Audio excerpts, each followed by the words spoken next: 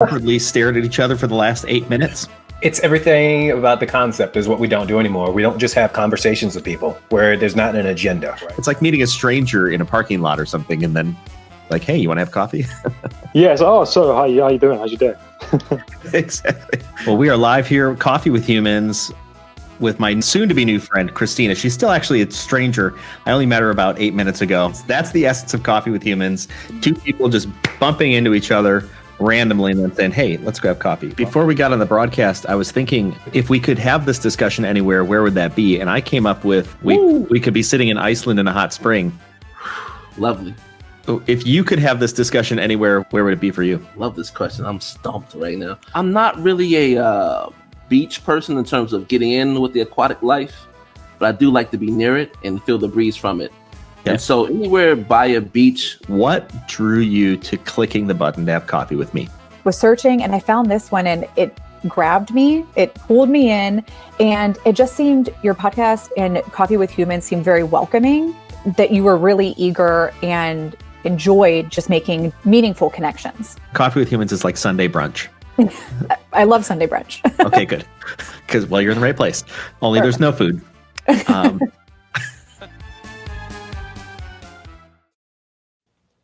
We are live once again with Coffee with Humans with my friend Paul Edwards. Spoiler alert, I couldn't say my new friend Paul Edwards unless new meant in the past, let's say 4 months. So welcome to Coffee with Humans, Paul. Jason, it's great to be here, and it's all right. In a way, this is how coffee usually works for me. I never get invited at the first glance. It usually takes a few times of people getting accustomed to me and figuring out that I'm not a stone-faced warrior of some kind, because that's the impression I usually give people. So it's okay. We are pretty new friends, and that's true. There's a lot about each other we don't know, even as much as we've learned in the last few months. That's very true. Well, stone-faced warrior. If that's a self-described, that's a self-description, which is super interesting. I don't know how I would describe myself other than I know that there was a guy who was a mutual acquaintance. He's in the book that we'll talk about maybe.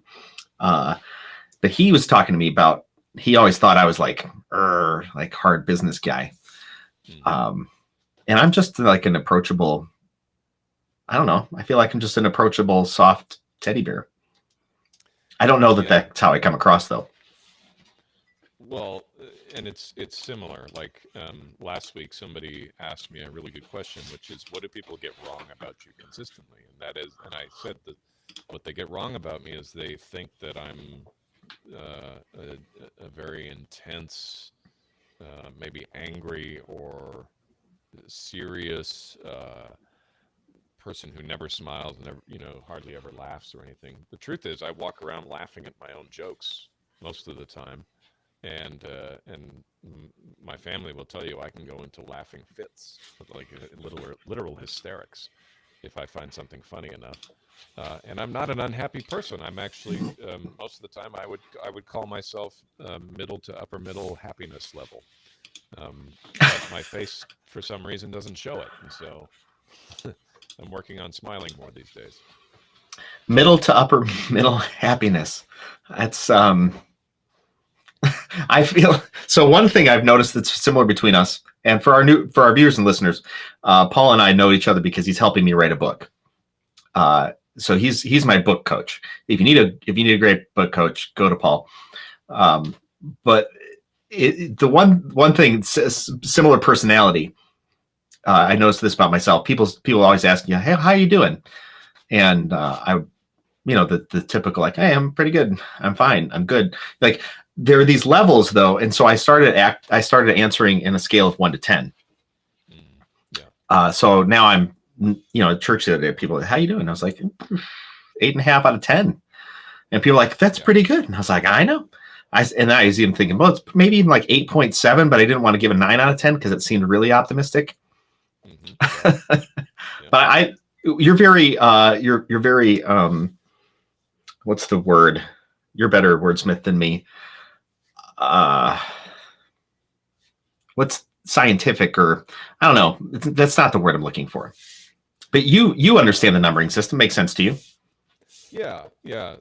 I would say there's a what I've taken to doing is creating short phrases that describe how I'm doing, because they're memorable and they also do indicate that, you know, a level of contentment, joy, happiness that most people just don't think to put together. And so I'll say things like, it would be difficult for me to be doing much better, or better than I've ever been, right? Or I can't remember the last time things were this good. And people are like, oh, I've never heard that before.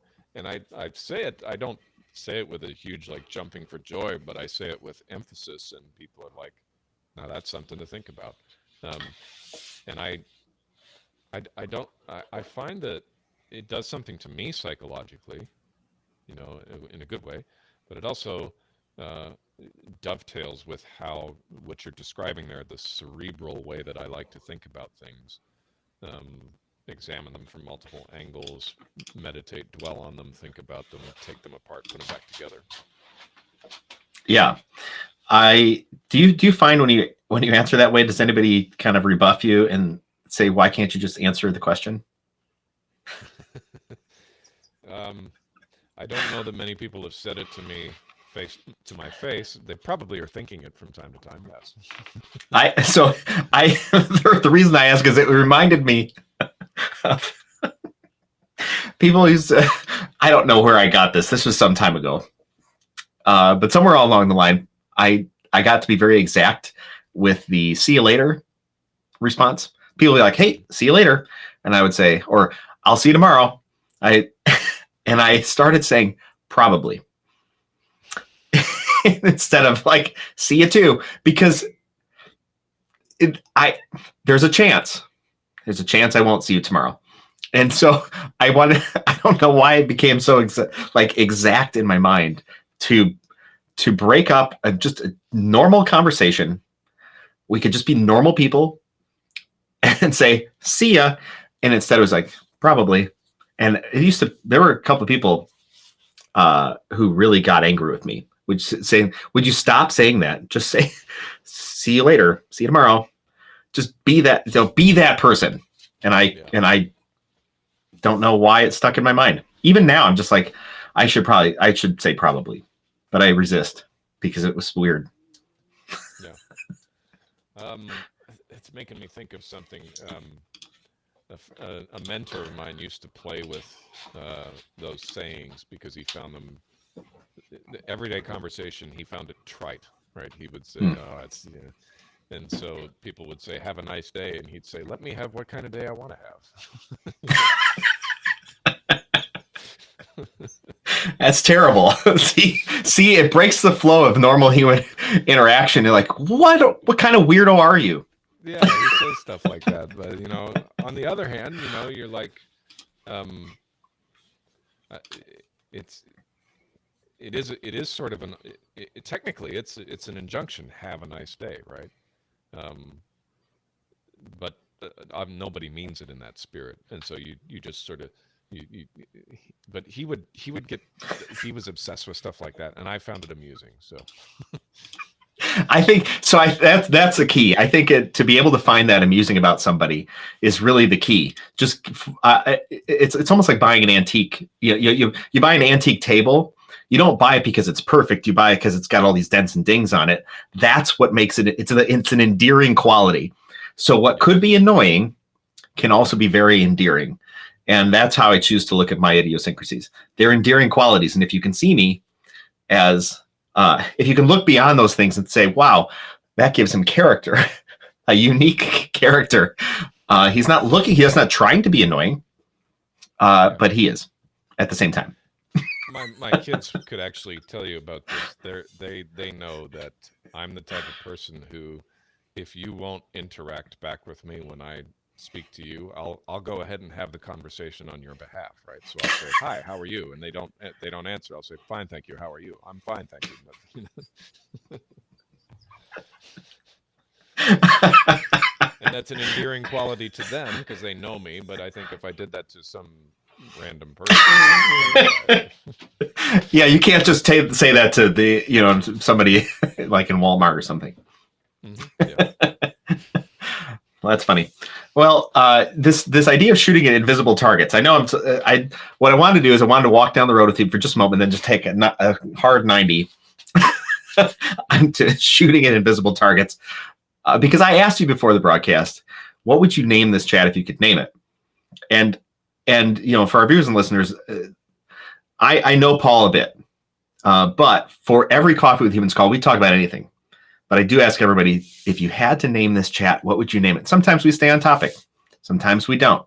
And it doesn't matter because we're just having coffee with a friend. So what's this invisible targets thing all about? And for 2 extra points, keep in mind the points don't matter. You can obtain nothing in return. But for 2 extra points, tie it back in with our previous conversation of being a weirdo or endearing qualities or finishing conversations. Go. That's a good challenge. First, if the points don't matter and it's all made up, that reminds me of the show Whose Line Is It Anyway? I don't know if you ever watched Right. that, but So good. this is the podcast version of Whose Line Is It Anyway? Shooting at invisible targets. I heard probably a decade ago, I first came across this quote from Arthur Schopenhauer, the philosopher. Talent hits targets no one can hit. Genius hits targets no one can see. And when I heard it, it stopped me in my tracks, and I sat there for probably 2 minutes at least, saying, "What did I just hear?" And a lot of it goes, to immediately my mind goes to God. Well, of course, He can see everything that's invisible, and so, that's probably a no-brainer for Him. But it stuck with me all these years. And I've kept wondering, okay, and I've never looked it up or anything. I don't know what Schopenhauer was referring to when he said that. But I've seen examples of where that immediately brought the quote to mind. So whether I'm taking it out of context, maybe some of these, if there's some philosophy majors sitting here in the audience who can set me straight, they're welcome to do so. What I've seen happen throughout the course of my career is being able to discover things that are invisible about people. This is not woo woo. There's actually a bunny rabbit running across the floor of my house. You just can't see it type of invisible. I'm talking about the stuff that's hidden from everyday view because only you know it until someone asks about it. Now, hopefully that's a good succinct description, because now I'm going to attempt to tie it back into being weird. And I guess what the weird part is right now is I can only really describe from a conversation I had just yesterday with somebody. And they said to me, a common question in the world of entrepreneurship, you and I encounter it all the time, and that is, how can I help you? Who can I connect you with? Who can I, what can I do to help you further your mission? And for the first time, I've never answered this question this way until yesterday. I said to him, I have a generic answer that I can trot out to answer that question, but I'm not going to use it. And the reason I'm not going to use it is, number one, it doesn't work. But number two, if it doesn't work, I don't see the point of trying it one more time to get, to get something I don't want. I'm actually trying to hit a target I can't see. I'm trying to get something that I know that I'll want. I know I'll want it when I get it, but I can't see it to hit it. And so answering the question you just asked me, how can I help you, is going to do neither of us any good, because you can't see it either. So I'm behaving strangely, because any other day up until yesterday, somebody asked me that question, I would have told them, well, I'm looking for this person, and here's who we want to do business with, and here's and now I have to take this weird side circuitous route of saying nothing in the moment, and I couldn't tell you what I'm looking for. So maybe that ties back into being weird. I don't know.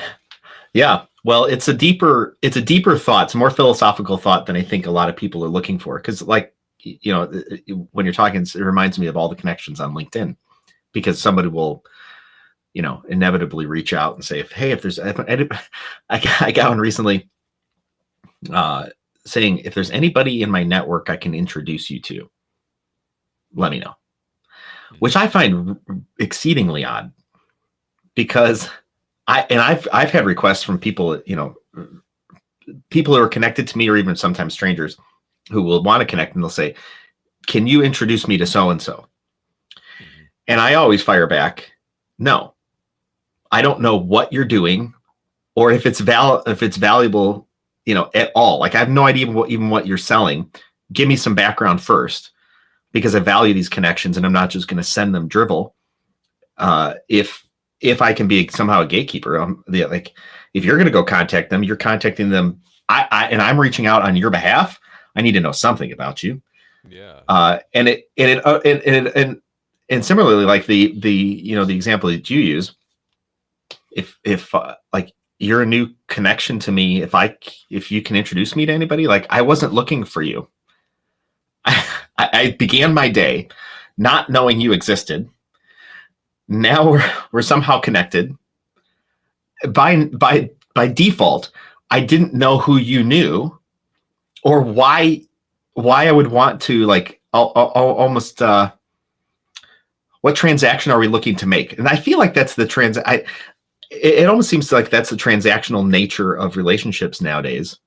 What can you do for me, rather than make the connection? And by virtue of making the connection, down the road, it will connect. Yeah. You know, it's like one step. It's a link in the chain. Just make the connection. You know, like Coffee with Humans has been super valuable at times, because now I know people all across the world who will actually take my phone call, because I know them and they know me, and we've you know, exposed ourselves a bit to one another, and have something deeper than, you know, just hey, connect on LinkedIn. Yeah.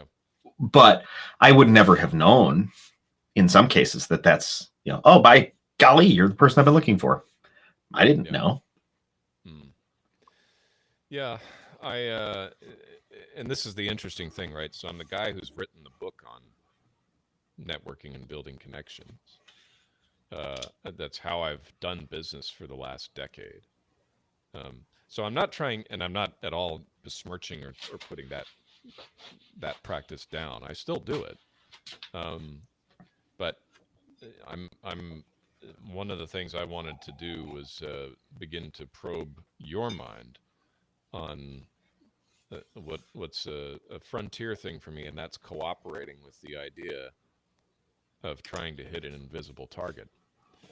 In other words, trying to aim in such a way as to be in the right place at the right time, when this person who I have no idea who they are, or this opportunity, I have no idea what it is or what it looks like or what the details and all that are, will line up, and you'll know, right? Because it's not like you're competing with 3,000 other people to get it. It's an opportunity that comes to you and to you alone. And the only thing I know how to do in advance of that is to prepare, right? Is to practice and be diligent about what God is giving me in the moment. Not focused on what he's not giving. But beyond that, I'm like, I've never actually attempted to do that. And in the spirit you've talked about, where you're yielded and you're not trying to rush ahead and force something to happen, or, you know, prompt something to happen, but you're just sitting there waiting. I guess I have, but I've only done it, you know, partially. This is where I'm like, now I'm fully conscious of the danger that I could ruin the whole thing, or sabotage it, or set it back several years by trying to take over and micromanage the process again on my own. And instead, I'm just going to sit and wait for it to materialize. Yeah. Well, first of all, I think was it Ben Franklin who said luck favors the prepared? Something like that, yeah.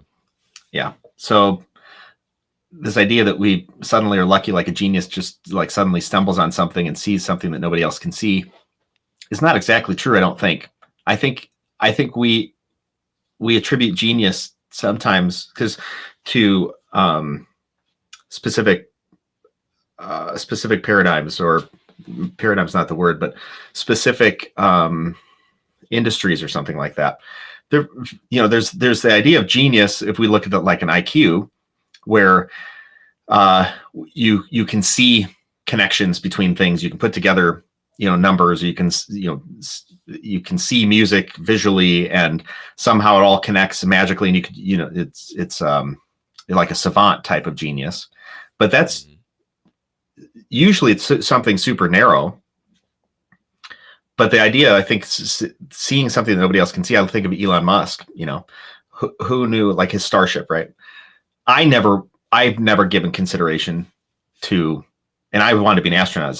Full disclosure, I wanted to be an astronaut when I was a kid, and went to space camp twice. But I would have never thought, that let's build Starship and then let's have a thing, this big contraption that's going to somehow catch it as it comes down in reverse, as a rocket. But he's not the only person who's seen that stuff or thought of it. He seems like a genius only because we know nothing about it. Yeah. We've not exposed ourselves to that specialty to the degree that other people who have exposed themselves to that specialty would be like, well, that kind of makes sense, because he didn't pull it off all by himself. He taught himself to, let's say, to be a rocket engineer, but he's got hundreds of engineers that work with him, or thousands, who are actually pulling this all off, and they all see it, but he was the visionary who stepped out in front. So I think a lot of times genius only looks like genius because someone was willing to step out in front. And in fact, I can't remember what the principle is. There's some sort of principle that at any given time in history, major advances were seen by multiple people. So let's say the computer, it was seen by multiple people. Only a handful of people stepped out in front, and then one or two, become like iconic for that. But it's almost like a generational thing. The front line of getting that thing done is actually seen by a number of people.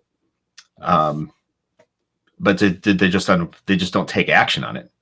It's only the quote unquote genius who took action on the thing that other people saw but never said so. It's like, you think about it, you've been to parties before where it's like, oh man, I had that idea. I remember that thing. Oh, I had that idea. It's like, yeah, you did. You for sure did. And other people had it, and thousands of people or hundreds of thousands of people just like you, but you didn't do anything with it because you weren't at the right time, at the right place, with the right resources. Yeah. Which makes it seem like genius to other people. Like, oh my gosh, that's genius. So I feel like genius is a little bit of a, aren't we all a bit genius in our own ways? Yeah, because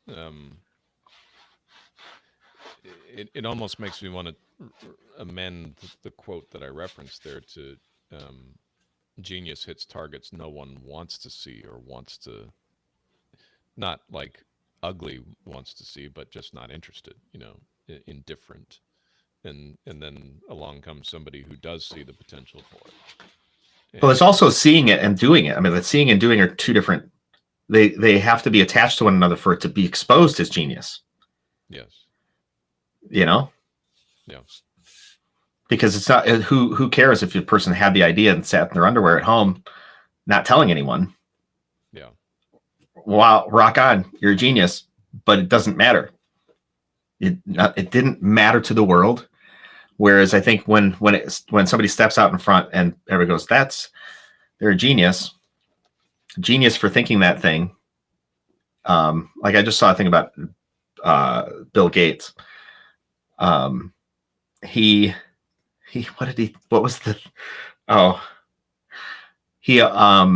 owns the most farmland in the United States. And we have, food shortage issues. He owns something else, and we have that issue. He owns something else, and there's that issue. It's like, did he see these things coming?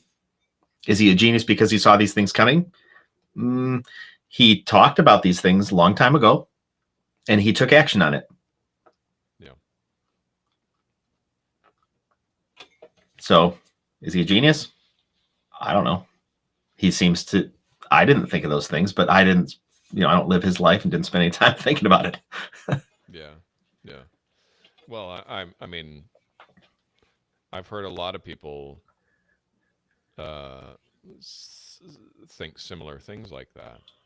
And then the question is, okay, now what do we do about it? And there are people out there, the prepper lifestyle, right? The people who are hiding away years and years of canned goods and ammunition and all that kind of stuff. And I see what you're saying though. It's like it's not it's not necessarily a breakthrough in cognitive processing ability so much as it is a combination of vision and action that that requires somebody willing with the resources or the ability or simply the gumption to do it. Right. Well, there's like Edison and Tesla. I was teaching a class the other day on entrepreneurship and asked the kids, who, quote unquote, discovered electricity or whatever. And a lot of people will say, well, Edison came up with electricity and all sorts of stuff. And it's like, that's kind of true. But Tesla actually had a, competing and arguably the first, discovery on electricity, but he was a terrible storyteller. He was a geek. And so he couldn't get people behind it. And Edison would electrocute an elephant and say, look at this, DC current kills an elephant. It's like, well, you dummy, you knew AC would kill an elephant too, only you needed funding and you wanted your discovery to be the one. And Tesla never thought to tell a good story. He just thought to keep saying, hey, but look at, look at the thing I found. He's like the genius. Look at the thing I found, but he didn't take action on it. And so, he's in the history books, but nobody said, look, the Edison, the Tesla bulb. It's like, oh no, it's the Edison bulb. Okay. Yeah. Yeah. So if you're where I am now and you're sitting in this in-between time, and you're looking around at things that come across your radar, and there a lot of it is business opportunities, that kind of thing. People ask me to do this and that, and I'm trying to discern. I'm saying to myself, how do I know when something is? How would I know if I'm standing in front of that invisible target? It doesn't seem to me like it's a do or die type of thing. It seems to me like more like it could be one of several, and it really depends on which one which grass I water. Absolutely. Okay. What do you want? I mean, my grandfather went to church with Ray Kroc. Mm-hmm. And he was offered one of the first McDonald's franchises when it was going to be franchised out.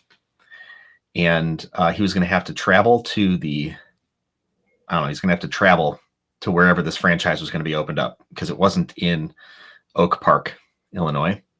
It was like someplace south in South Chicago, wherever. And he didn't want to do that. He didn't want to travel. And he didn't want to move. And he didn't see what a big deal this might be, or didn't care. And so he did not take one of the first franchises from his good friend Ray Kroc, and instead continued to drive a bread truck. He had a good life, and he then moved and helped my dad with my dad's business. But it just wasn't the life he wanted to have. Was he stupid? No, he just didn't want to have that life. Did it work out? For sure. I wouldn't be here if he could have had an amazing franchise, but I wouldn't be here. Yeah. Yeah. He could be super rich, but you know what? I'm glad he's not. he's dead now, but glad he didn't have that life, because I wouldn't be having this call with you. Yeah. Ray Kroc saw the opportunity. Grandpa didn't. Yeah. Or didn't want to. I think sometimes it's there's a book called Halftime written by Bob Buford, really good book. And he says games are won or lost in the halftime. What worked in the first half, you assess what's working, what's not working in the first half, and transition from success to significance. And everybody comes to that point in time. Like, all the things I've been doing, they've been working, but they really led me to the life that I want to live and made me significant. Is there something that's going to be beyond me? Something lasting, success to significance. And you go to halftime and you go, okay, what's been working in my life? What hasn't been working in my life? And how can I use that for significance? And he says, games are won or lost in the second half, not the first half. Take the lessons from the first half. But so I've always found that there's something that builds.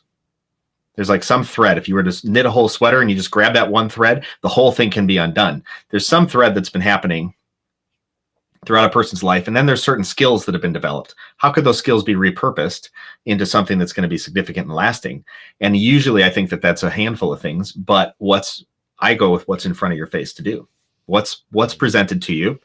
And if there's nothing presented, then go start asking the question. And I think whether you want to attribute that to God or whether you want to attribute it to something else, I think there's when we start asking good questions, we start getting good answers. And they just sort of present themselves. It's like it's almost from a stupid example, it's almost like buying a car. If opportunities are all around and they're like cars, when a car that you really want, you're like, man, nobody else has that car, and you go off and buy it, and then all of a sudden you start looking around like, damn, everybody's got that car, because you start looking for it.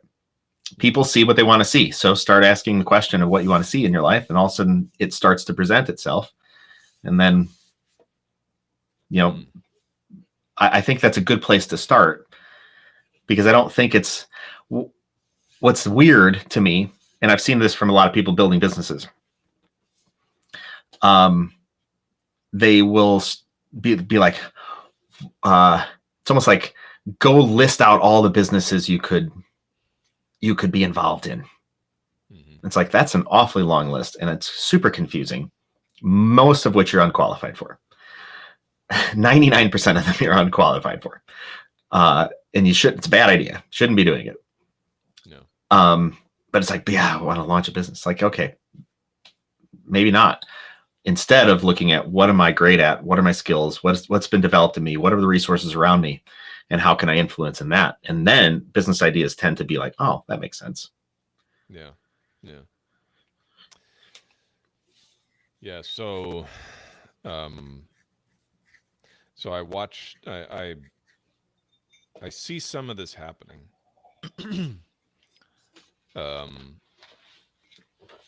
With my voice, it's the single thing that never fails to get people's attention when I'm particularly on a Zoom call where I'm just meeting someone for the first time.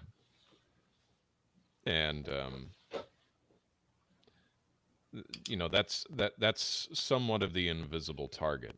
It's audible, but the visible, the practical, what that looks like, and all of that. Part of the reason it's a struggle for me is that I've suppressed it for a long time, and this is the year that I've begun to give myself permission to seek that out again. Say, what can I do with my voice, right? What do people need, and what are they willing to pay for? That's worth my time to do. And I did a couple of impromptu coaching sessions with somebody, and tried to work through that. And now I'm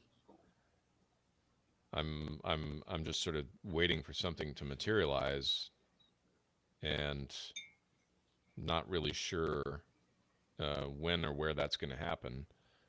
But continuing to practice and recording a little 5-minute podcast that I do, and starting to think of characterizations and impressions that I can do, all that sort of thing. Anyway, I'll go ahead and announce that here on Coffee with Humans, since you just said, right, that whatever you begin to think about, you'll start to see more and more of it, and it'll materialize elsewhere. I think it's totally true. And to that point in your voice, if people are commenting on it, they're asking for something, right? So the question is, what are you asking me for? So, and it seems a weird way maybe to turn it on another individual and say, oh, I appreciate you commenting on my voice. If you were to, where do you see me using that? Because they're thinking of something, right? Everybody's coming at it with their own paradigm, their own story, and it was your voice, and then they wrote a whole storyline to it, all based. Oh, see, now we're going to talk about story. So story is one of the elements of story is it's automatic. We write a story, and then and it's based on very few facts. We just need one simple line, and all of a sudden that story has to be filled in because we have to make sense of our world, and so your voice comes into that.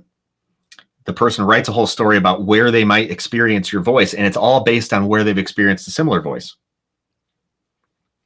And what you want to do is you want to ask them, uncover that story. It's the same thing you do with an entrepreneur who says, I've got such a bold, amazing idea. I can't tell anybody about it. That's asinine. Stop doing that. Go off and talk to 100 people who don't love you and ask them, hey, do you have this problem? Would you use this solution? And what would you pay for it? And if you're not going to use this solution, is there a different solution you use? You got to go off and talk to people. If once you've talked to 100 people, I guarantee you that solution is going to come back totally reworked. And you'll have a whole lot of information about what to do about pricing. And then you have to go test it, right? So if people comment on that, let's go, where are you getting pull through, right? Don't push. And that's what a lot of people do. It's like, I got this business idea, and they go off and push it in the marketplace. And I've totally been guilty of that. Yeah. Instead, listen, where are people pulling? And then go start moving in that direction because they already want you. Yeah. Like I sing, and I'm a pretty good singer, and as evidenced by, and this is, it's fun. Like I will get complimented. Wow, that's really great. I think you're a great singer. And I was out doing karaoke the other night, and somebody, some lady was like, "You should be on The Voice. I'm gonna put you on The Voice. I'm gonna get you on The Voice if you're not gonna do it." And I was like, "I don't want to be on The Voice. It's fine. No, but I'm gonna get you on there." It's like, okay, that's very kind of you. I appreciate that, right? But I'll sing at church, and I've heard now every time I sung, people say, "Who is that guy? I want to hear more of him." All right, that's cool. That validates. That's pull through of, oh, I should be up there singing, because people want more of that. Same thing for you. Oh, hey, I've got a great voice. Great. Thank you. I appreciate that. Where do you see me exercising that talent? And once you talk to 100 people, you're going to have 100 data points of people's stories. And if they went out of their way to talk to you about it, then they'd likely listen. Yeah. That's good. Like, oh, I'd love to see you on a movie trailer. Oh, really? Okay, cool. Movie trailer. And if you get, 50 times in the 100, the people are saying, 50% of them say movie trailers. Great. I'm going to go try, to get into movie trailers and go find somebody who's in it already. Yeah. All right. How do I break into movie trailers? Just ask somebody who already does it, because they already know that they are not going to get every job. They might give it to you, and you'll find somebody in that group of people who's already blazed that trail, who's going to have a lot of wisdom for you as you move into that. Or if it's like, I'd love to be on the radio, I think you should do commercials. All right, cool. Then go to a radio station. How do I break into doing commercials? Yeah. That's how I would start it.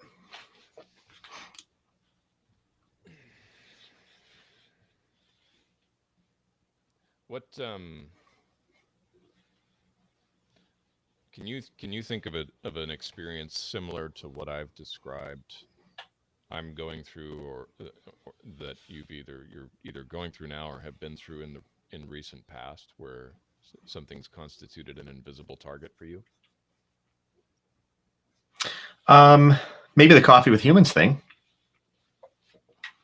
So Coffee with Humans, yeah, I would use that. You can tell me if it hits the target for you or not. But Coffee with Humans was launched at the outset of COVID, right at the lockdown. It was like April or May 2 years ago. And what I was experiencing in my own self, having gone through some relational changes in my own life, I was feeling disconnected. And I was like, I'm sitting at home. I can't go anyplace. I'm feeling disconnected. How do I connect with people? And so I started doing stuff on LinkedIn, posting a bit more. And what I also heard on LinkedIn as people, were either doing videos or posting, it seemed like this disconnection was turning into, I don't know, it's like despondency or something. It's like, people are just like taking it to the far end. Like, oh my gosh, I'm so disconnected from everybody and my life's going to end. And fear was increasing. And so I thought, well, this is happening in me and it's resonating. It's like, this is kind of what's resonating in the marketplace. And I use marketplace not for business purposes, but just like, just people in general on LinkedIn. And I thought, well, I'm going to fight against that. What can I do to fight against that? Well, I can get on a Zoom call with somebody. That's it. I'll just have coffee. And so I put an image up because I've got the skills to do a little imagery. And I've got people out there, connections, and I know how to use Zoom, and I'm a techie, right? And so I thought I'll just use these hands. It took me almost no time at all. And I said, I'm going to have 52 coffees with anybody this year. If you want to have coffee with me, I'll have coffee with you. Click the link. The only rule is no sales calls. And it was just like, it spilled out of me. It was just like so easy. Boop. And I had that, I was booked up for 2 weeks off that one post of people just wanting to get on a Zoom call. And so as I started, my first couple were not recorded. And then I thought, and then somebody said, and I had this thought in my mind already. I was like, you know what, maybe I should record these and like use this for something. And somebody said, hey, I think you should record this. And I was like, okay, great. So I had a little pull through. I had an idea. I had a little pull through. Click the record button and just started recording them. And then I thought, well, wouldn't it be neat if we just had a conversation that was live? Yeah. It's public to the world. How fun would that be? And so then I saw, I know how to do that. I clicked a few buttons and all of a sudden, boom, I'm doing it live and it's recorded and it turns into a podcast later. All of which were in my skill set, but all of which had a bit of pull through. And when I put the link out there, I just made it easy to connect by making it automated because I hate scheduling. And I want to do no research on my guests. I do not care. As if I just met you in a coffee shop. And if I'm bold enough to meet you in a coffee shop and have a conversation, I'm bold enough to just launch it to the entire world. Right. Let's do it. It's been meaningful. I've made meaningful connections with people all across the world, well over 200 people. I've done almost no marketing for it other than once in a while I do a post about it. And I was booked up a couple times per week through COVID. Yeah. Sometimes the point where I had to scale back on it, but no, I wasn't looking for that. I was just looking to make connection, and I happened to use the skills that I had. And it was very meaningful and has been very meaningful for people and for me. And what would you say is the legacy effect now? How is that affecting to the content you're creating today, right? That you've been writing about. Was some of that, all of that, majority of it not there or not accessible to you or not expressible to you prior to having created the show? Some of it was not expressible. I like that terminology because one of the things that I have been challenged with, even though I gravitate to naturally being in front of people, and there's usually pull through on that too. Like, hey, you should be up there. I hesitate. I'm scared. I have fear, and the fear is putting myself out there and then having people judge me for whatever reason. Yeah. Coffee with Humans has allowed me to move past that a bit because I do not care. anymore. You don't like me? I'm sometimes not a likable person, legit. Sometimes I don't even like myself. So let's be honest. And we're all in that boat. So don't say like you're not. And then I've got so much to learn. Like I've learned so much stuff with people I've never talked, like people I would never just casually have a conversation with. And so it puts me in the sweet spot of just being able to learn from people, make friends. And I've changed some of my terminology even over the past couple of years. Like I consider these people friends. Are we close friends? No, we're not. Could we be? Very possibly. I don't know. But let's sit down as humans. And I started it with, from a very spiritual perspective, that if two people get together in a space and say, listen, we're going to make this valuable to change the world, I think it's going to happen. It might happen just in this little world. It might happen globally. I don't know. I'm just going to throw my hat. I'm going to get in the ring though, because why not? Yeah. And so, yeah, I mean, it opened up my ability to, it opened up for me to drop some fears. It certainly helped people connect who would not have had connection otherwise. I know people who have jobs now because of it. I know people who have better paying jobs because of it. I know people who have had relational issues that have been recovered from it. I know people who've started businesses from it. I know people who just like, hey, like in my intro, hey, I was going to have this natural hot spring. I got into a call from a guy in Iceland, and he's like, that's not a hot spring. It's runoff from a manufacturing plant, but they charge people to go into it. And I was like, oh, who knew? Right. So I've been educated. Plus I've got a place to stay in Iceland if I ever want to go. Yeah, so there are connections. So from a legacy standpoint, super varied, meaningful to me. And yeah, and there are certain things that would not have happened had it just not been part of my journey. And I think that's a big part of the criteria of knowing that you're hitting that invisible target, is that, there's stuff that that I began to do 5-6 years ago that is, I'm like, or things in which I participated 5 years ago. I wasn't aiming at the invisible target. In fact, in that case, I might have been the invisible target, but the people who took the shot were, and then I get, I get to tell them, whenever I get the chance, hey, 5 years on, no slowing down. That day has never ended. So I think now, that's helping me say to myself, okay,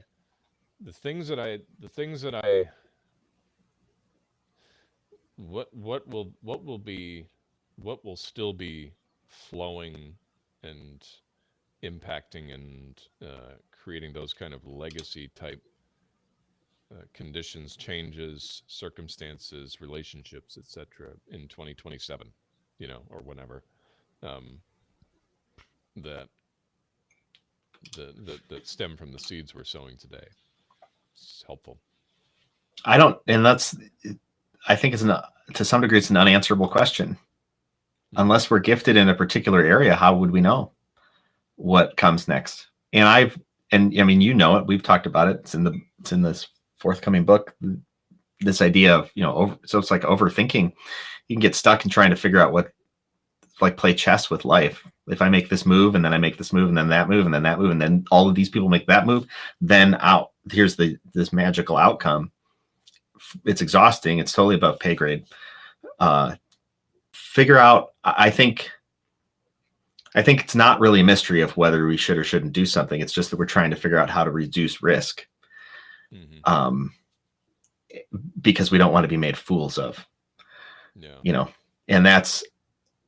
And I feel like if it was okay to be made a fool of, if it was okay to start over, if it was okay to experiment and quote unquote fail, what things could we possibly do? People do a whole lot more. It's like when we were children, when we're children, I've heard this from people before. It's like a child will run and dance to any music, naked, in the rain, until they're told, do not dance in the rain because you're going to get wet. Put some clothes on. Yeah. We don't like that kind of music around here. Until you're told all the things you can't do, you just go off and do it. Yeah. And it's innate. It's like it just bubbles out of our soul. I don't think we're any different as adults. We've just hushed those voices. Yeah. And then when they come up, we're like, whoa, whoa, whoa, put that down. It's like, why? Why do I need to put that down? Yeah, Why? The rules being made up, as I've heard you say. Right, for sure. Like, I experience it. People, I've been told, man, you're too direct. It's like, yeah, you should hear my internal voice. Like, I don't mean to be jerk by being direct, but sometimes, man, I've been headed down the wrong path. I need a kick in the pants. I'm talking to that. I'm talking to, I'm putting up a block like, hey, stop doing that. Don't go down that path. I'm not trying to be a jerk. And sometimes I'll say things that I believe that maybe I'm wrong. Like, okay, maybe I'm wrong. I'll find out later. No. But it doesn't stop me from saying things. Not anymore. I'm going to go on Coffee with Humans and I'm going to, make friends with people. And somebody might go, why'd you talk to that person? Well, because they're human. And the whole point of Coffee with Humans is to talk with a human. And then there's always that fundamental, I agree. Like the rules are made up, and to some extent, we're trying to. I forget the words you used, but you said we're trying to describe something that can't be described, or we're trying to. Anyway, there is that, and then there's this other side that if you are. If at the same time we're preoccupied with the right kind of things, which is having the kind of conversations we're having with people and cultivating connection, making that as a priority over other things,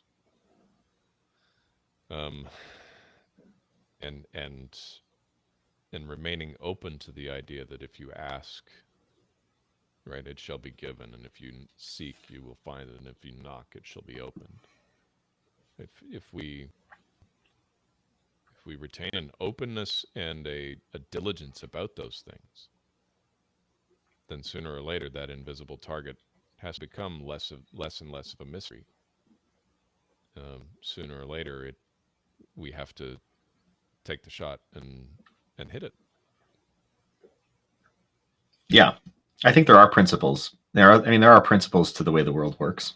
Not all the rules are made up, even though, as you know, even in the book, like the rules were made up. Yes and no. But I do think, like you talked about, whatever grass you water grows. So sometimes it's not a mystery of, why was a person successful in that area? Back to this idea of genius and hitting invisible targets. Like, yeah, but they kept watering that grass, and over time it turned from grass, and then they were like, hey, I just don't want grass in here anymore. I want some trees. And all of a sudden it becomes a backyard oasis.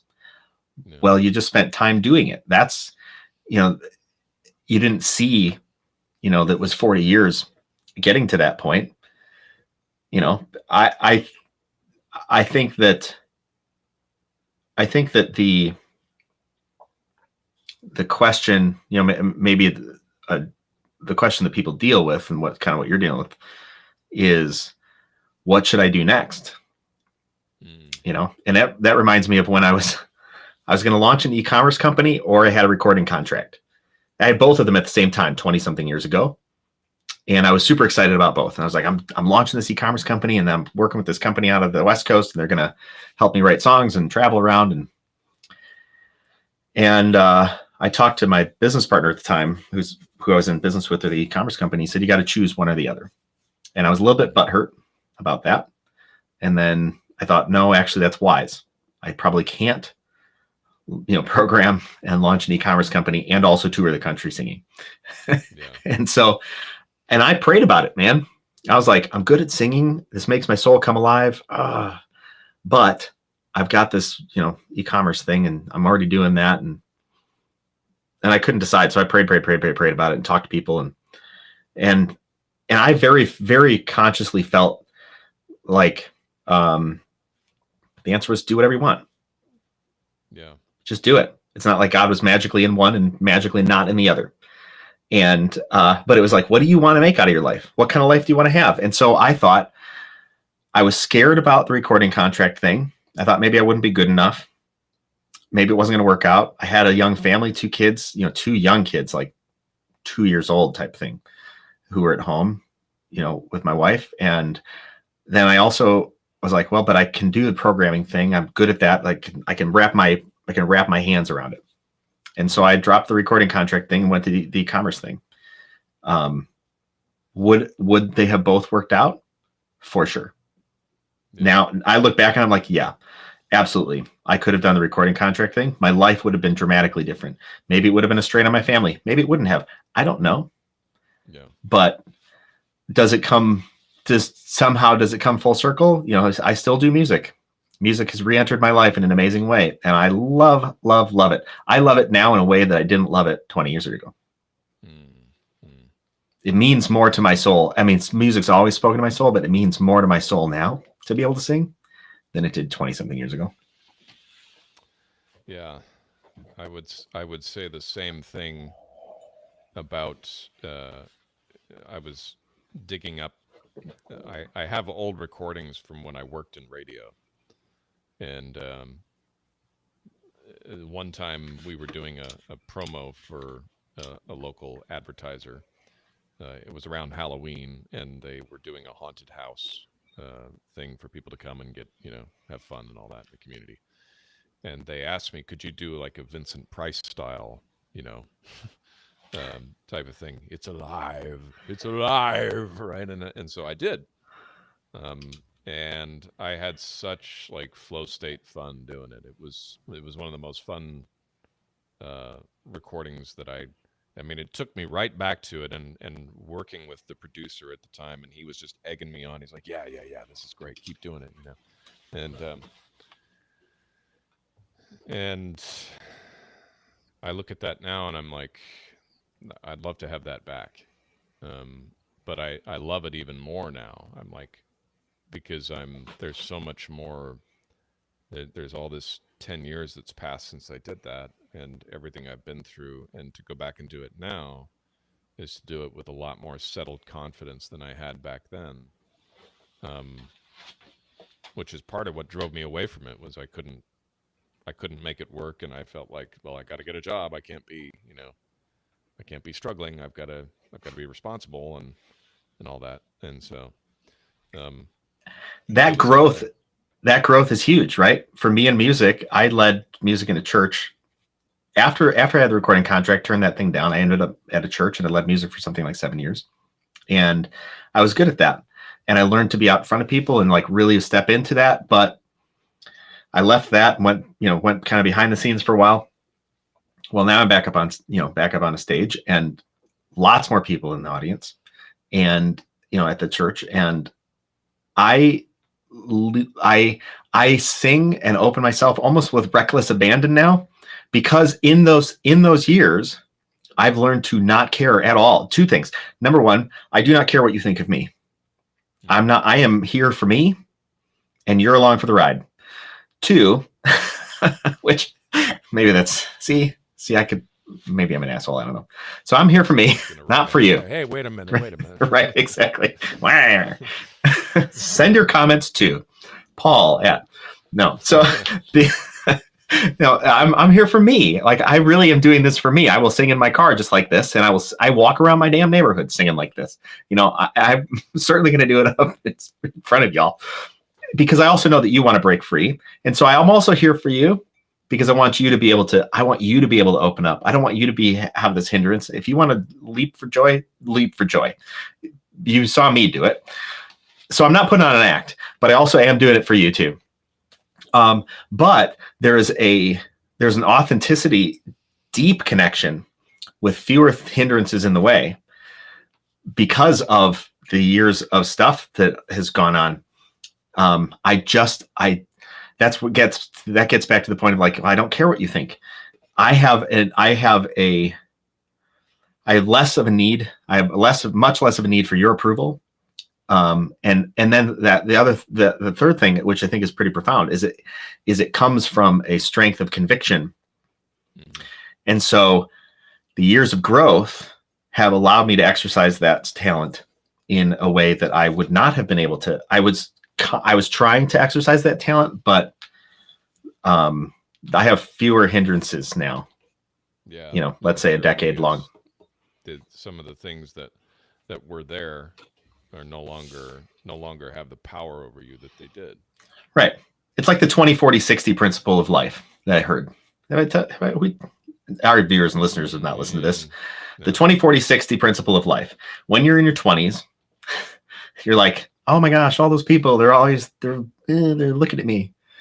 Right. And then you're in your 40s and you're like, screw all those people thinking about me. I'm gonna do what I want.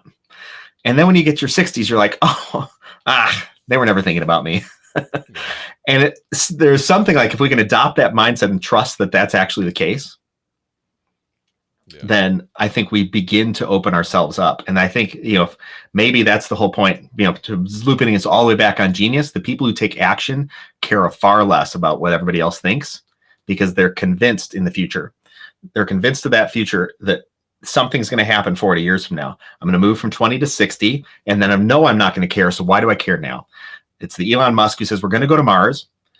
We're going to launch rockets and land them, vertically. Okay, great. And I don't care what you all think. All of you other rocket men do not care, because I know that that's what our future is. And so I'm going to go to that future. Like Wayne Gretzky, why did he make so many connections? Because he skates to where the puck is going, not where the puck is. And so I wonder if the things that we want to do in our lives, we're too much living with the hindrances in between, instead of realizing those hindrances won't matter in the future. Yeah. And they were all a mirage right now anyhow. We gave them too much power. That's funny, because if you sit there and you think about, okay, how often do I sit there and obsess over what so-and-so is doing on a daily basis? I never do. I never, like, you and I meet once a week, but I don't sit there all the other 160 some odd hours of the week saying, I wonder what Jason's doing right now, and forming opinions about what you're doing or saying. Maybe we do it a little bit more now that we can see what we're doing or saying on social media than we used to in days past. But still, the average person's daily thoughts are usually centered around themselves and their immediate family. Maybe,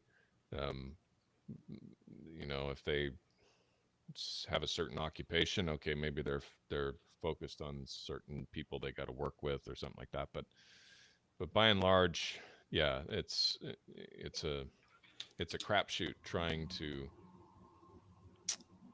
outplay what people are going to say about you, because most of the time they're not going to say anything, and even if they do, it's seldom worth paying attention to, compared to what is in your heart and what you really want to do. Yeah, and that's where we get today's ideas. Not everything's made up. Not all the rules are made up. There are principles, right? And if we could exercise, you and I share similar spiritual alignment. So if we could exercise love, joy, peace, patience, kindness, goodness, faithfulness, gentleness, and self-control, if we could exercise those things, and then just do something. And if other people, judged us for it, whatever. I tried my best. And, and then the other principle I think is, if it's not going to matter 5 years from now, don't give it 5 minutes today. That was a great one I heard from somebody, because I would obsess about all sorts of things. And I still sometimes do obsess. It's like control issues or something. I don't know. But if it's not going to matter 5 years from now, don't give it 5 minutes today. Let it go. In an argument, let it go. Most of it's nonsense anyhow. It mattered for the moment. Doesn't matter moments later. It certainly wouldn't matter if somebody was in a car wreck. Yeah. So why do we give so many things so much power anyhow? If you want to go try that business idea, go try it. What's the worst that could possibly happen? Yeah. Yeah, it's remember we were having that exchange over Amazon's A and B decision categories. I think, right? The majority of life is the A category. It's yeah, there can be consequences to them, but usually you can pivot off of those decisions. You can go out there and make mistakes, learn from it, and recalibrate and move on. A B decision, yeah, there's no going back from that, right? You're making that decision, and that's the way it is, and it carries far-reaching consequences, and that's more like what you're describing that would matter 5 years from now. But most decisions just don't have that kind of gravity to them. So No, and the other saying, you and I were just talking about it from the book today. The I'm already wrong in some way to some degree I'm not yet aware of. If I approach life like that, which is totally true, I'm already wrong. I might believe very, very strongly something right now that I'm very, very wrong about. In some way, to some degree, I am not yet aware of, and I might die not being aware of that. yeah, They might discover 50 years from now that the crazy thing that we believe today was indeed crazy, and we were all just like so stuck on it. Well, if we allowed ourselves the space to just be totally wrong and still be convinced, fine, go do the thing you're so convinced about. yeah, You could be totally wrong. You might discover it tomorrow, 5 minutes from now, never. Just go live your life. And I think there's an element of grace in that we could give ourselves for one, but wrapping it all up, because we're moving into overtime here. okay, Wrapping it all up, we've got this idea of genius, and the targets that nobody else can see. We want to apply that somehow to our lives, and maybe, like you're talking about, what do you do with your voice? Start listening. I think people could do more listening to just what's happening around them. Yeah. It's not that it's not there. Ask good questions, listen for good answers, and then go try something, do something, move ahead, make the phone call that you didn't want to make because you're scared, whatever it is. I think people get hung up on all those things. I know I have, for sure, and still get hung up on it. But at the end of the day, boy, if I knew I was going to die tomorrow, I'd live today a whole lot differently. yeah. Well, sounds like we've solved the world's problems. We're inching closer. It's a refining process, right? Yeah, yeah, yeah. I love telling my bride that, though. Every time I go have a conversation on Zoom or something with a friend or with somebody that I really connect with, she says, "So what'd you guys talk about?" And I say, "Well, we solved the world's problems. Everything's going to be just peachy, clean, rosy from here on out. And no one's ever going to suffer again." Yes. Good luck to us. Yeah. Anything else you want to cover? we got maybe 2 more minutes. Now I'm good, my friend. It's all right. It's been good just wrestling through all this, and I guess I would a parting comment I would have to the listeners is that if you were hoping that we'd get to the end of this and there would be a definitive answer and I'd have steps 1, 2, and 3, that wasn't the point of the conversation. So many of the conversations that we should really be having these days don't have definitive answers.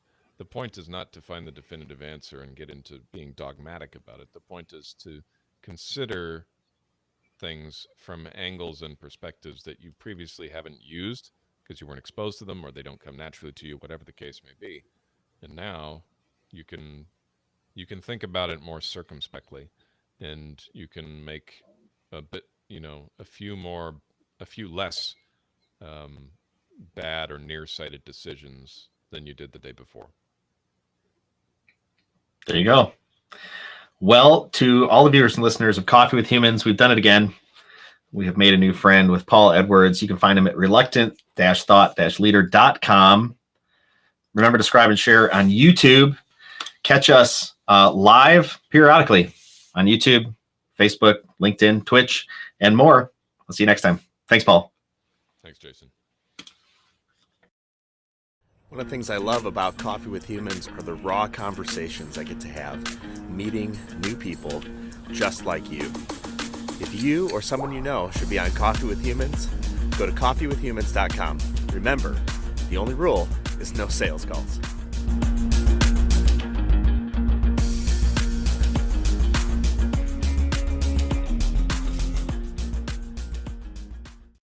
This has been Coffee with Humans. Subscribe to get updates or click to have coffee with me. coffeewithhumans.com.